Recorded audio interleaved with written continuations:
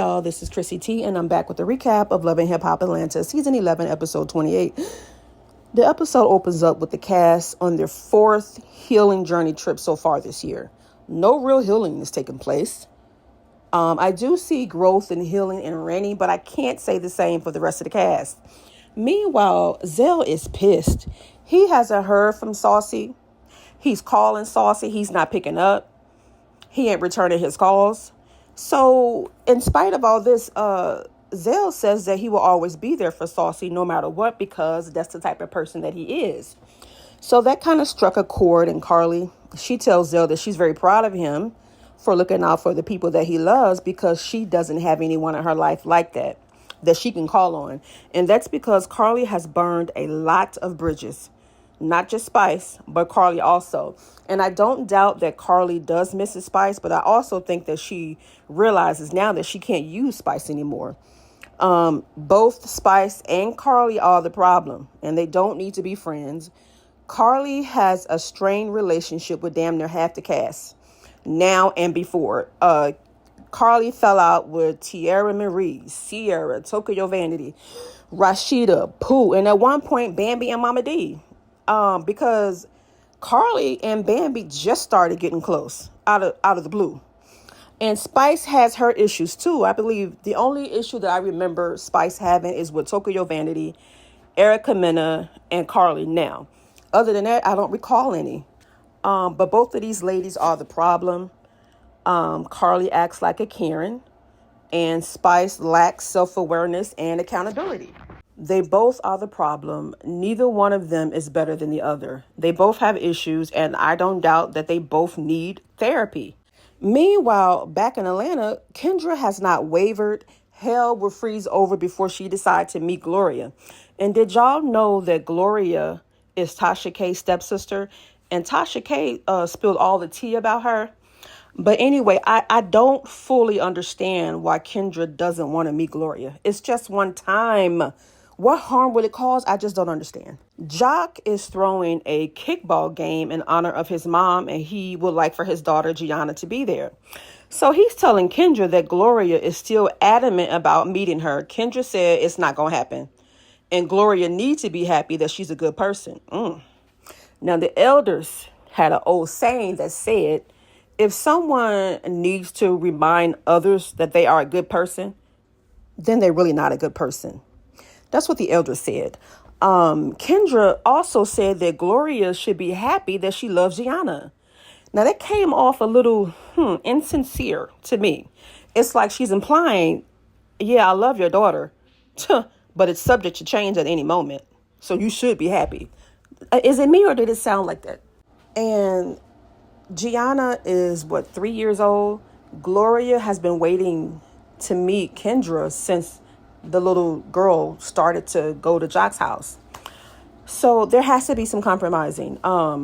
Maybe Jock can spend the weekends with Gloria, which will allow him more time to spend with his daughter. Kendra don't have to meet Gloria, and everybody's happy. Since Kendra doesn't want to meet her, Gloria is not going to let her baby come back to this woman's house if she has yet to meet her. Then the only other solution is to send Jock to Gloria's house. There's no other solution. There's no other solution at this point.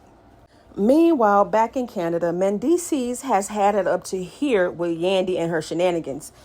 So she made an independent decision to donate her eggs. Not only that, she agreed that she is going to pay for it, without discussing none of this with Mendeecees. Later, she tells Rashida that her and Mendeecees are kind of sort of separated. Yandy feels like that Mendeecees thinks she's too independent for him. I think he's mad at her lack of respect. Every married couple that I talked to about the situation, majority said that to make a big decision without your husband's input or vice versa is disrespectful. But Yandy goes on to say that Mendeecees' idea of marriage isn't the same as hers. And my question is y'all now just figuring this out? You didn't know this when you guys were just dating? So Mendeecees had the audacity to threaten his wife with a separation. So he moved into the Airbnb, which was brought for little Mendeecees, So he moved out to teach Yandy a lesson to appreciate and respect him. Never mind, Yandy stood behind him with his 9 to 10 bid. Okay, so he was doing a 10 to 9 or 9 to 10. I don't know. He was in jail. And Yandy was used to making the decisions without him. So now with him being home, I guess it's kind of hard for her to be submissive and ask for his input in things because she's so used to doing it by herself for 10 years without him. And I know Mendeecees' mother probably clicking her heels because she can't stand Yandy. So now to find out that they're separated, I'm sure she's having a ball. Moving out to teach your wife a lesson is so childish. That's not a mature way to handle things. Because she could have moved out and left you hanging doing that 9 to 10. I'm just saying. But on the bright side, Yandy says that she is trying to be the wife that Mendeecees wants her to be. Meanwhile, back in Atlanta, it's Jock kickball game in honor of his mom. Jock expressing because the thought of Gloria showing up might be weird because she's insisting on meeting Kendra. Listen, one thing about Gloria, she is persistent and she ain't gonna stop. Jock meets Gloria outside and Kendra is inside and she's hoping that Gloria doesn't come in because she don't want to meet her and she don't want to talk to her. Kendra then compares herself to Mariah Carey, saying that we don't see Mariah Carey hanging out with Nick Cannon's other baby mamas. No, we don't. First of all, you're not Mariah Carey, and you don't have Mariah Carey's money. And I can't see Mariah Carey on a reality show upset about her husband, baby mama, wanting to meet her. And I can't see Mariah Carey marrying a man with 9 kids. Now, mind you, Kendra married Jock after he had the baby with this other woman. And not to shame Jock at all for having 9 kids because he does take care of them. But Kendra, this is your bed. You made it. Now you have to lay in it. And unfortunately, being his wife, you have to do some uncomfortable things. You just have to. So Jock tries to butter Kendra up, and he may have meant every word. He tells her that he appreciates her and all that she does. She's his superwoman, his shero. And he shares with her conversations that he had with his mother about being a good woman and that he should marry Kendra. He said that his mother told him, take care of that woman and she will take care of you. Now, I remember Kendra saying that she didn't leave Jock because they was on break. But that was a lie. Jock was messing around and he got that woman pregnant. They were not on no damn break. Now that I think about it, hold up. There was an episode when Kendra met up with some other lady that was claiming to be pregnant by Jock. So he had 2 kids on her. But with that kid, I forgot the baby's mama name, Mita, I think. Her and Jock were on break, allegedly. So Jock just happened to have these kids each time y'all was on break. Okay, girl. Yes, Jock has put Kendra through it with different women. Now that I'm, actually remembering past episodes, she did meet up with another woman who claimed to have Jock baby while they were quote unquote break. And remember Jock's ex-wife, Alexandria? She got into it with Karlie Red because he was cheating on her with Karlie.